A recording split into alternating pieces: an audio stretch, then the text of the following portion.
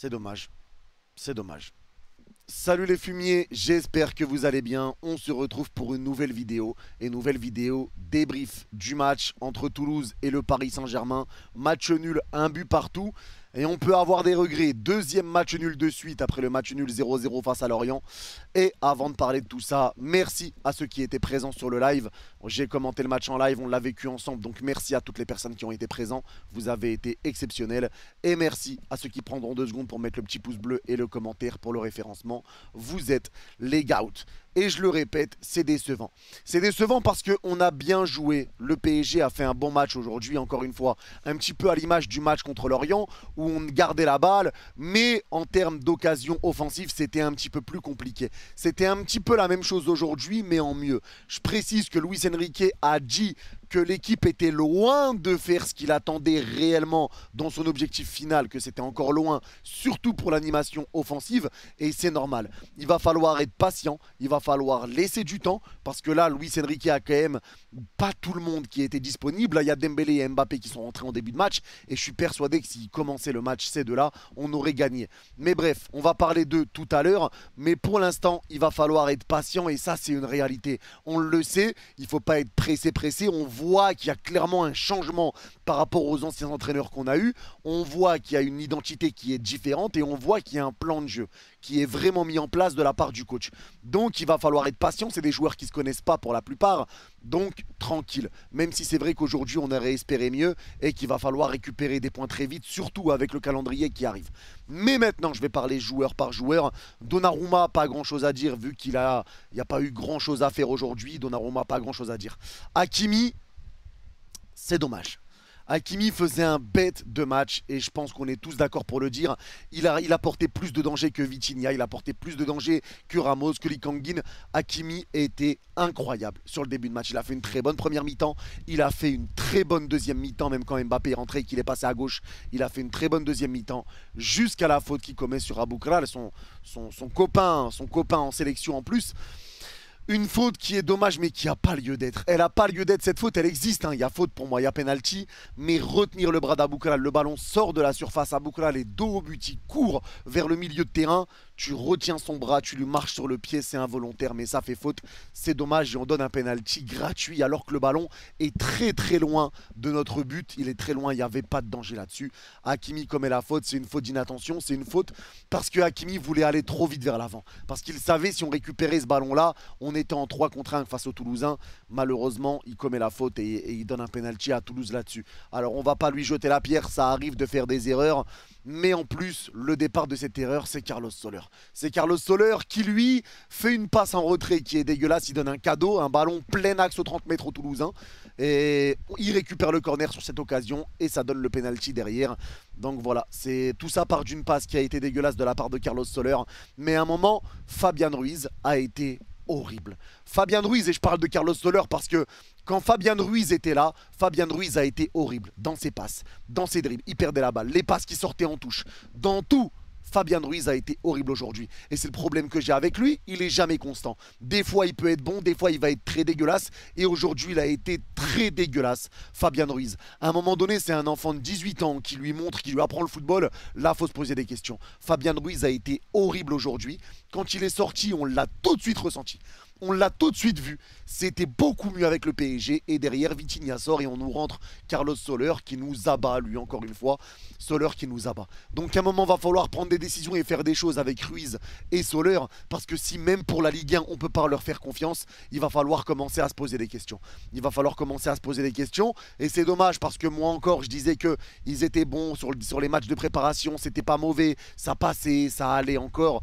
Mais là ça a été décevant aujourd'hui et clairement... La première mi-temps, si on a été aussi inefficace, je pense que Fabian Ruiz a son rôle à jouer. Et sur la deuxième mi-temps, si on ne gagne pas ce match, c'est clairement à cause de Carlos Soler. Et bien sûr d'Achraf Hakimi, mais le départ, c'est Carlos Soler avec une passe qui est totalement ratée. Maintenant, pour eux aussi, je ne vais pas tirer la sonnette d'alarme, bien que ça commence à m'énerver et qu'il va falloir, comme je le dis, prendre des décisions par rapport à eux. On voit qu'il nous manque un milieu de terrain. Là, par contre, on le voit clairement avec l'absence de Marco Verratti. Il nous faut quelqu'un qui peut jouer vers l'avant parce que l'inefficacité offensive qu'on a, pour moi, elle est liée au milieu. Elle est liée au milieu, au fait que les milieux n'arrivent pas réellement à avancer, à trouver les attaquants. Et pour moi, ça part de là. C'est important de partir de là quand on a des joueurs moyens. Parce que là, c'est ce qu'on a devant. Lee Kang-in n'a pas été exceptionnel aujourd'hui, il faut dire ce qui est, il n'a pas été exceptionnel aujourd'hui, bien qu'on l'aime, il n'a pas été exceptionnel, il faudra laisser encore du temps, mais aujourd'hui ça a été compliqué pour lui. Gonzalo Ramos, ça a été compliqué pour lui, mais pareil, il faudra laisser du temps, mais voilà, des contrôles, beaucoup de contrôles ratés, des pertes de balles, des face-à-face ratés, il a eu de grosses occasions qu'il a ratées, donc forcément ça a été délicat aujourd'hui. Mais c'est que le début, on n'est pas là pour tirer des conclusions en mode faut le vendre, ça y est, faut le dégager, on n'est pas là pour ça. Et Vitinha sur le côté droit, encore une fois, je l'ai déjà dit pendant l'avant-match, mais je le dis ici, pour moi, Vitinha à droite, c'était pas déconnant de mettre Vitinha à droite. Vu que Dembélé et Mbappé ont commencé sur le banc, Vitinha à droite, il avait fait un très bon match face à l'Inter en jouant sur le côté droit et ça lui permet de jouer vers l'avant. On sait que Vitinha, moi, ce que je lui reproche, c'est qu'il joue beaucoup vers l'arrière. Aujourd'hui, Vitinha, en première mi-temps surtout, a été très bon. Il a mis des bons ballons vers l'avant, des petits ballons piqués vers Hakimi et j'en passe. J'ai trouvé Vitinha plutôt bon. Je l'ai trouvé plutôt bon, c'était pas exceptionnel, mais je l'ai trouvé plutôt bon, plutôt correct. Et c'était le meilleur joueur offensif, on va dire, devant Ramos et Lee Kang-in. C'était le meilleur joueur offensif de cette équipe parisienne en première mi-temps. Maintenant, on voit quand même la différence. Parce que oui, on a des joueurs moyens qui obéissent au coach et qui font ce qu'on leur demande, etc. Mais on voit la différence quand il y a des joueurs confirmés qui sont rentrés. Quand Mbappé et Dembélé ils sont rentrés, c'était autre chose. C'était autre chose.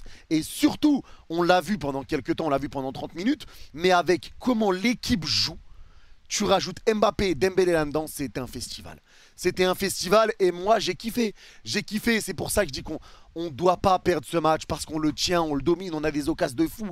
Le lob de Vitinha qui passe juste à côté, tout ça. On a des occasions de fou. Dembélé fait une entrée remarquable et on voit que ça va être incroyable. Lui aussi rate une grosse occasion. Il a dit d'ailleurs que c'est parce qu'il a joué, c'est pas la première fois qu'il glisse sur ce genre d'occasion et qu'il mettra des crampons vissés, des crampons fer pour le prochain match.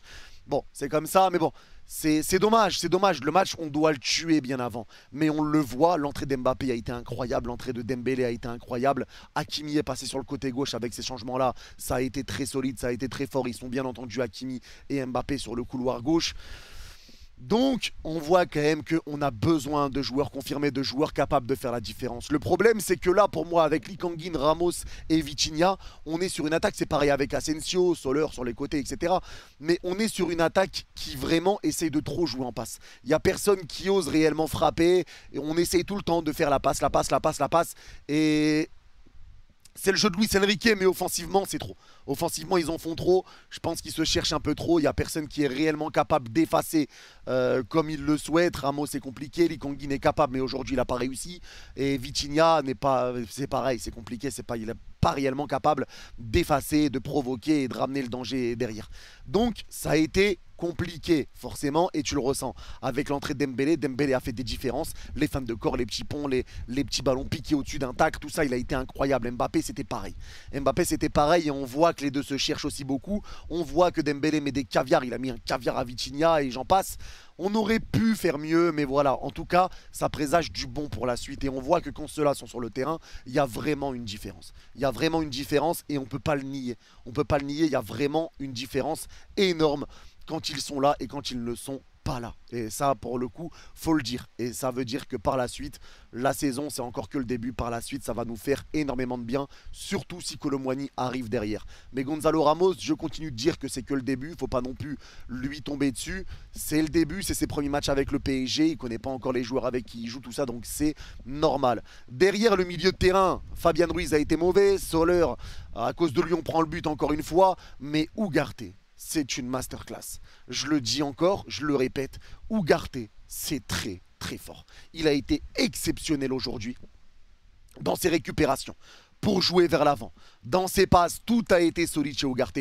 On sent un garçon qui aime le foot, on sent un garçon qui est motivé, on sent un garçon qui se donne. Et ça fait du bien de voir un joueur comme ça au milieu de terrain. Il a fait encore une fois un match monumental, je l'ai trouvé exceptionnel. Ugarte partout sur les ballons. Il a pris un carton jaune après un tacle où pour moi, bon après il prend le jaune, c'est comme ça, mais voilà, il est présent. Il est présent sur les duels, il laisse pas, il courait partout quand il y avait des contre-attaques. C'est lui qui courait comme un fou au début de match. Je pense que vous vous en rappelez ceux qui ont vu, mais il courait partout. Ugarte, ça fait du bien d'avoir un joueur comme ça dans l'équipe. Et j'espère qu'il va continuer sur ce chemin-là. On espère que ça va continuer comme ça pour lui parce que vraiment, le niveau qu'il nous montre depuis le début de cette saison, depuis après le premier match amical qu'on a eu où il n'a pas été bon, il est exceptionnel. Il est exceptionnel et ça, il faut le dire. Et bravo Ugarte et ça fait vraiment du bien d'avoir un joueur comme ça. Mais ça montre aussi l'importance d'avoir un joueur qui serait capable d'aller vers l'avant au milieu de terrain. Je pense qu'il nous manque ça, un joueur capable de le faire. On verra bien si un joueur au milieu de terrain sera recruté. Lee Kang-in, peut-être qu'il fera beaucoup plus de bien au milieu de terrain.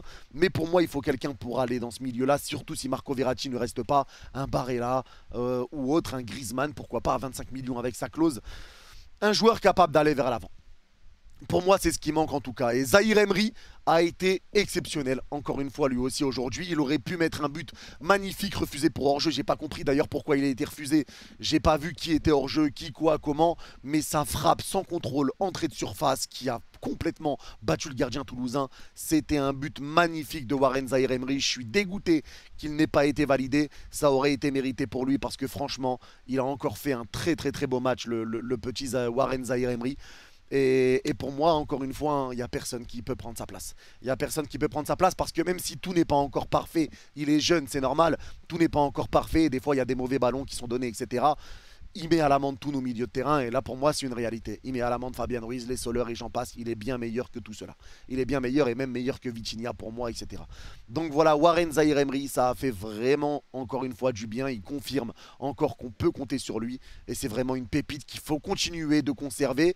Mais il faut lui laisser du temps de jeu, le laisser jouer. Pour moi encore une fois c'est titulaire mais il faut vraiment prendre soin de Warren Zahir Emery.